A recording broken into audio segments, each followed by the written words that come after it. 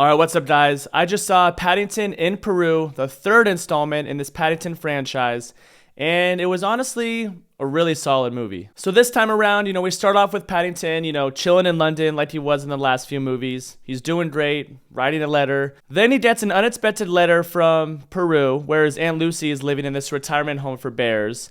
But it's one of the main nuns who is writing to him saying that she's missing him too much and that there's something clearly that's off with Aunt Lucy. So Paddington and the whole Brown family pack their bags, go to Peru in hopes to search and find Aunt Lucy. So this ensues a thrilling adventure, but then when a different mystery happens, it plunges them into a completely unexpected journey. And this movie is directed by Dougal Wilson, written by Mark Burton, John Foster, and James Lamont, starring, once again, Ben Whishaw. And we also get a surprising fresh new face from Antonio Banderas. Now, just right off the bat, this movie is a lot of fun. If you're a child, if you're a teenager, adult, whatever it is, there's kind of something for everybody in this movie. And I think that's what makes all the Paddingtons good. Paddington as a character just has such undeniable likability as a character. I don't care who you are. This guy is just so awesome. He's the most polite, well-mannered, honest, and sincere little bear that you're ever gonna probably see. He's so cute, he's so cool, and any story, any movie that involves this guy is going to be a fun time. The CGI on him really just also looks better than ever, and they really nailed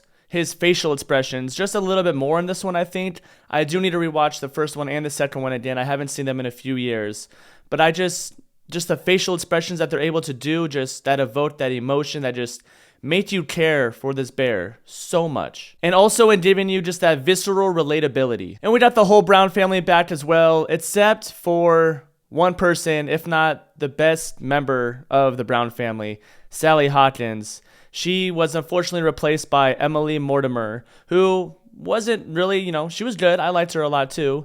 But Sally Hawkins is just so, just an iconic actress. So she was definitely missing from this movie. I do like how we went back to Peru with Paddington and the family, back to where he's from, back to where he was born. And just the landscape of this country, the tall mountains, the greenery, everything about it was just amazing. It really just makes for a great backdrop for this movie. And then we have Antonio Banderas in this movie, who plays the character Mr. Hunter. And he first meets Paddington and the family as he is the captain of a boat, nice little boat that he has with his daughter, as they're on the river. And Paddington is looking for a way down the river to go to a place called Remy Rock, which is where he believes that his Aunt Lucy might be. And overall, I liked Antonio Banderas' character in this movie. As always, there is going to be that child aspect, along with Paddington too. There's a lot of physical dads that he does that just didn't quite hit for me. But, he's always going to be an interesting and charming character, and, pretty much anything he's in. And then we learn, different secrets about him, which is where the mystery comes in. And I also kind of like that sort of subplot that they have that kind of takes the story in a different direction. I thought it was fun to watch. But basically, his family, Mr. Hunter, his family has just been cursed for hundreds and hundreds of years. And there's all the photos, of him and his past family on the wall, and they're just all him, dressed differently. But they're cursed with the need and the obsession with gold. So that's the real reason why Antonio Banderas is willing to take Paddington and the family down the Amazon River to Remy Rock, because he wants to find this ancient, place called El Dorado. And because he is cursed, he does kind of see the ghosts of his family, which is also just really him playing everybody.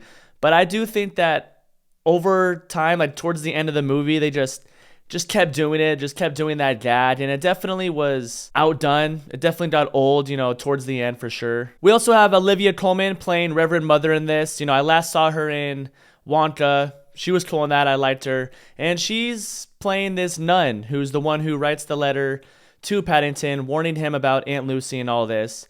And when you first see her, like at the retirement home, when they get there, you're like, okay, something's off with her clearly. Like, she just gives these suspicious vibes, as she does say many times in the movie as well. So you're just kind of sitting there wondering, like, what's going on with her? Did she bring them here? Did she do something with Aunt Lucy? Her character just definitely has your mind going, and she plays it very well. And then, you're like, okay, she's good because she does a certain thing. You're like, all right, she's off the hook. And then something else happens, and it's just her character is just all over the place, but kind of in like the best way possible. And the reveal of, who she kind of actually is pretty funny. And with Paddington, of course, being just so endearing and so sincere, this movie was sort of missing that heart, that extra heart that just the other two movies had. And that just has to come down to Paul Keane not really being involved with this movie at all. I believe he did the story for this, or one of the people who created the story for this, but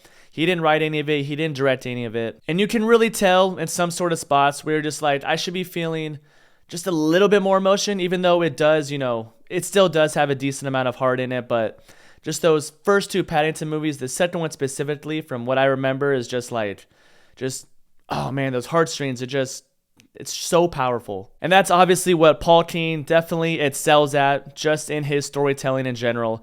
But I think Dougal, one of those, I think he does do a pretty good job in following up what Paul Keane, did do in the first two movies. Because at the end of the day, you really just need Paddington. Ben Winshaw's the voice. Great as ever. As long as you have him and a good story, it's a recipe just for an excellent movie. And I do think the best part about Paddington as a character is a lot of times when there's somebody who's, that nice, that well-mannered in other movies or, whatever it is, it kind of can come off as like, not really lame, but you're just like, who is this guy? Like, this guy's a loser. Like, just shut up, dude. But Paddington makes it cool to be this nice and just this good of a person. Once again, just the overall likability of this bear is just off the charts. It's crazy. So overall, this was just a very fun, entertaining, and pleasant watch. Paddington is the man. Like, I'm not even joking. I love this little guy. I love how they went to Peru, to where he's from. And I also really like the addition of Antonio Banderas. Great story, great adventure that we get to go on with him and the family once again. And if you like the other two, I definitely think you're going to like this one as well. Even though if it's not quite as good as the other two, it's still wonderful. So yeah, go see this movie. I'll give this movie a solid 7.5 out of 10. Maybe 8, but I'm going with 7.5 right now. But yeah, as always, those are just my thoughts, guys. I appreciate you watching. As always, like, subscribe, comment, do whatever you want. My name is Zach, and I will see you on the next one.